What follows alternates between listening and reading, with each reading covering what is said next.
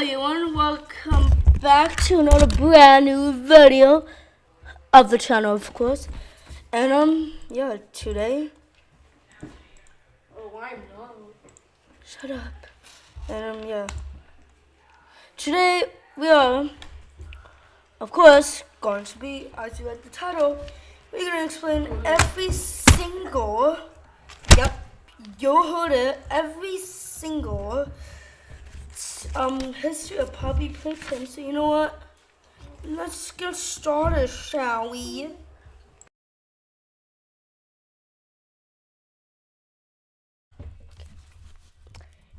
The 1930s.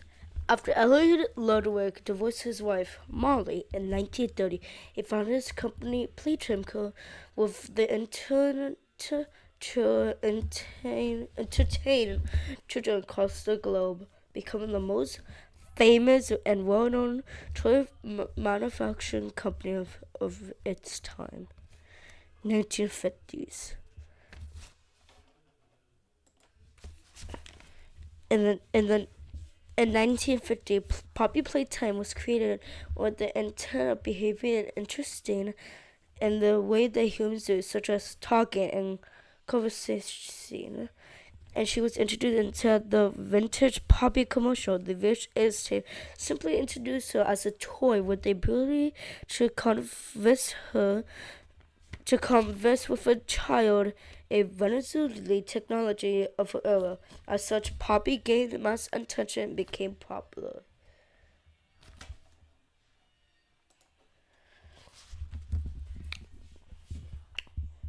Thomas Clegg, a British station would work at Playcare, was hired in 1955.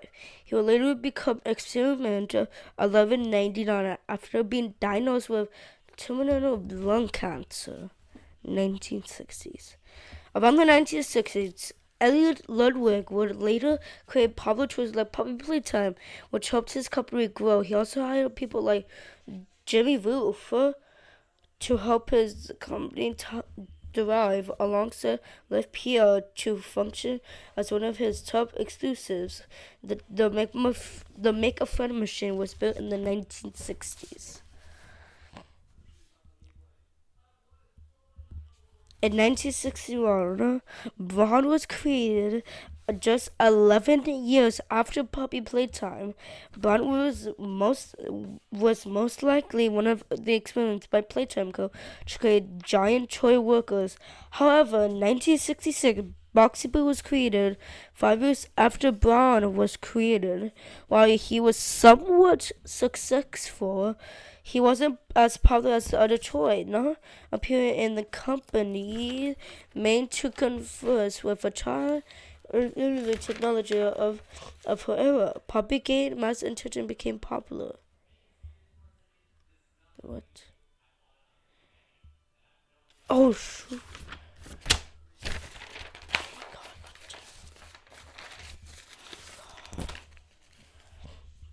What's up with that? He was as popular as the other toys, not appearing in the company's main lineup of mascot toys in the 90s. However, Playtime Co. found a new purpose for Boxy Boo in its various experiments. Boxy Boo's box could be seen in the tape introducing the Bigger Bodies Initiative, a group of experiments with the goal of turning orphans into giant toys to avoid lawsuits and have more effective done. 1970s. In 1979, Candy Cat was most likely created with the intention of being a unique individual to keep up with the new decade. I say it could on her digital collectible profile. By the late 1980s, Swab Immortals was created as a popular series of toys, starting with Cappy before PJ Polycomputer. In 1989, Kick Me Paw was rejected for being a laughing stock. It was later revamped and renamed to Push Me Paw, but this reverse version was also rejected. A worker such as changing the name to Paw to utter, possibly adding a Y to the end of it. Was later revealed via sticky notes that any concepts or creations related to Kick Me Paw would be scrapped in the store. However, in 1984, Huggy Wuggy was made, and when she became a roaring success and became one of the many signature toys in Playtime Co. A feminine counterpart was created a year after his creation in 1985, known as Kissibisi.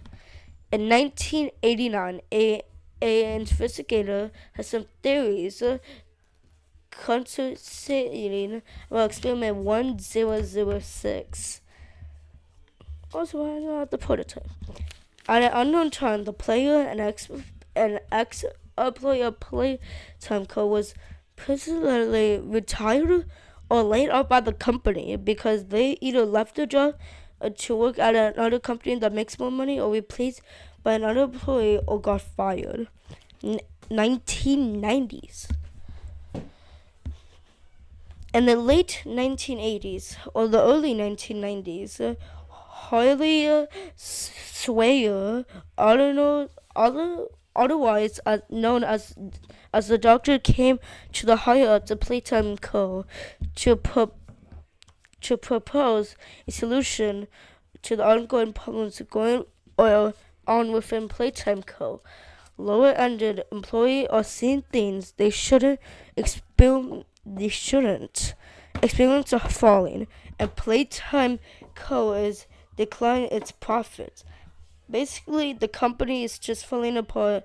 The solution Harley comes up is with his giant toys would allow Playtime Co. to have more workers and save money. After the Bigger Bodies initiative was accepted, Playtime Co. built the game station to test the orphanage as the minds could be easily molded into the super servant workers, and as part of the Smiling Critters was introduced to Playtime Co. by February 20, 1991. A cross-department report details about Experiment 1188. Around 1991, a Playtime Co. safety video was released, which was the YouTube video that's on front of the screen. On March 21, 1991, Marcus talked to Leif Pierre regarding a large entity that Marcus encountered before leaving work, which is the VHS tape where you find after Whack a Wuggy. By March 30th, 1991, via Harley's leadership, Playtime Co. created multiple experiments trade in different parts of the factory.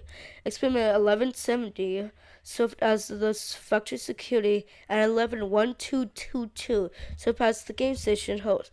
And Boxy Blue served as a last resort for disposing any lower-ended employees aware about the initiative. It was also allowed on that day that the Rowan store attempts to catch the attention of Leif Pierre regarding the possibility that there's a Huggy Wuggy statue secretly holds nanny cameras in the eyes. Multiple tour guests complained that Huggy Wuggy stares at kids. And although it seemed like a joke, Rowan believes that these rumors are true.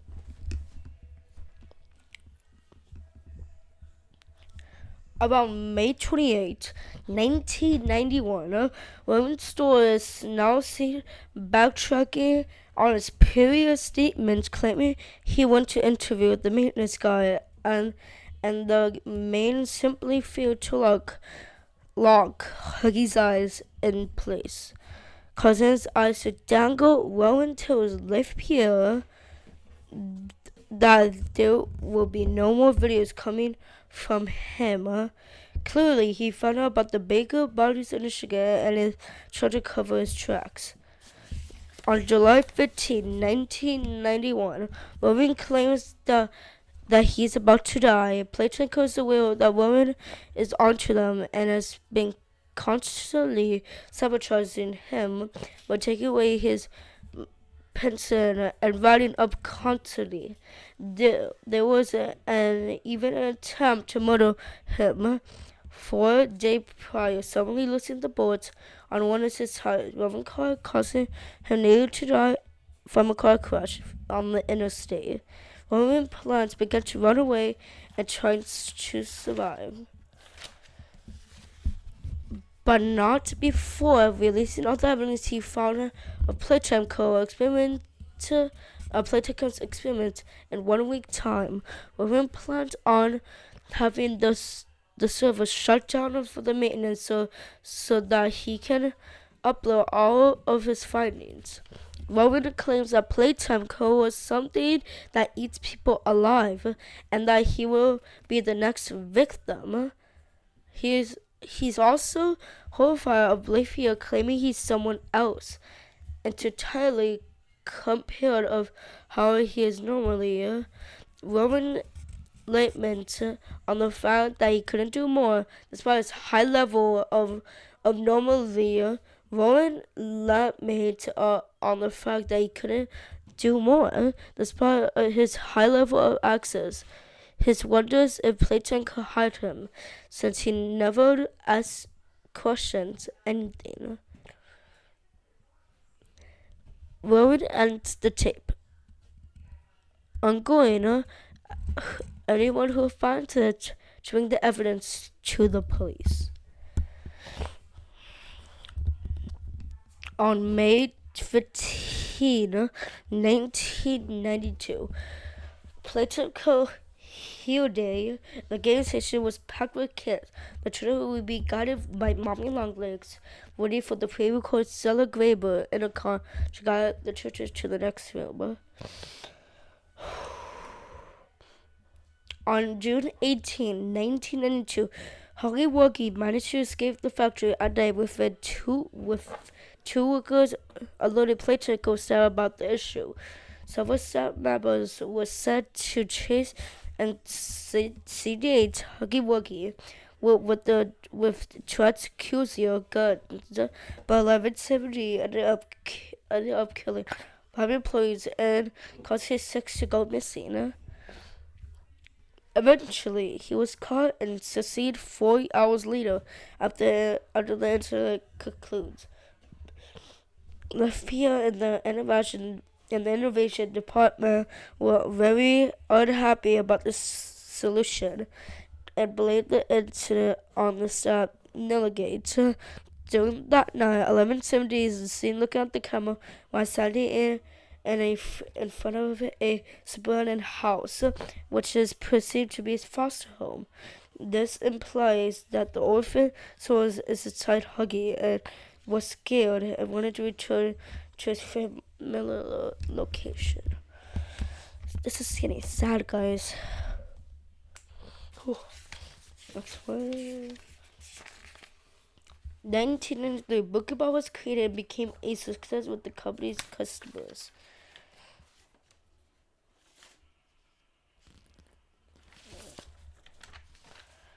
In 1994, an email from Liv Pierre complained about the singer from catnip having red smoke.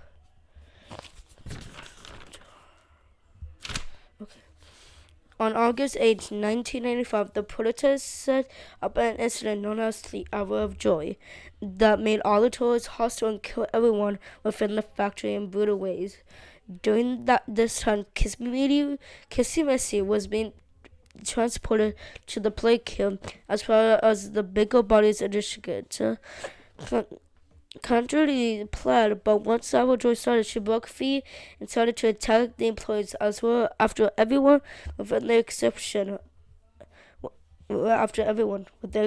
except for the player, and Lafayette was killed. The tourists dragged the corpses of everyone down into the lower levels of the factory and ate them as sources as food. Following weeks after the hour of joy, Mr. Light and his sister were locked within the school by Playkill, Guardian. Mr. Light believes she heard something on the other side of the door.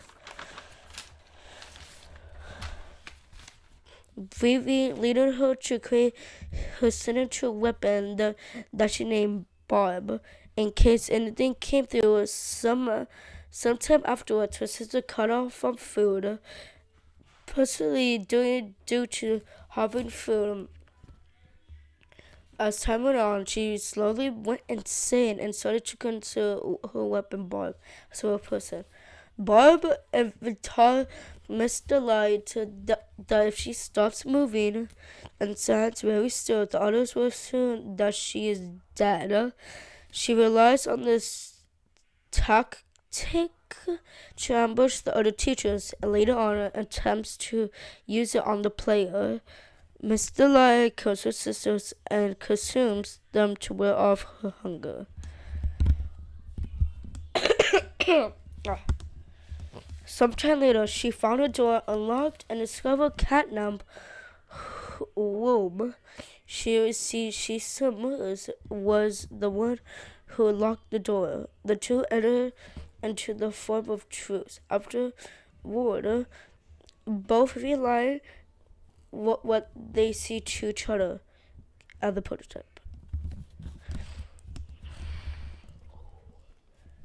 After this incident, Lipia sent its survivors to collect toy parts in the puzzle pillars, while the prototype sent monsters 1170 and 1222 and Boxy Boo to stop them and use the bodies to feed the starving Woogies. Eventually, Playtime Co. stopped sending its survivors, and the bigger bodies initiative came to close. Eventually, they ran out of employees to eat due to no more people arriving at the facility. The monsters, now desperate and out of options, began to consume the smaller toys to survive. Any spare toys or toy parts that the monsters left were gathered onto the prototype, which revived them. This method kept the Manitosa experiments alive for the next 10 years. And now we're moving on to the 2000s. In 2005, the player will later explore the factory after getting a letter from these supposed employees that they're still alive. August 8, 1995 was the last known day when Playtime Co. was working and making toys.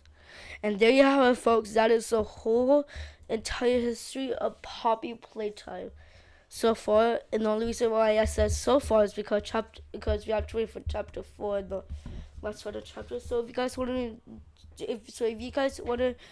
to do me a next video about like this, then just subscribe on it. And of course, no videos and yeah, no spring break. Also, a lot of new videos are coming soon, so stay tuned. And of course, peace out.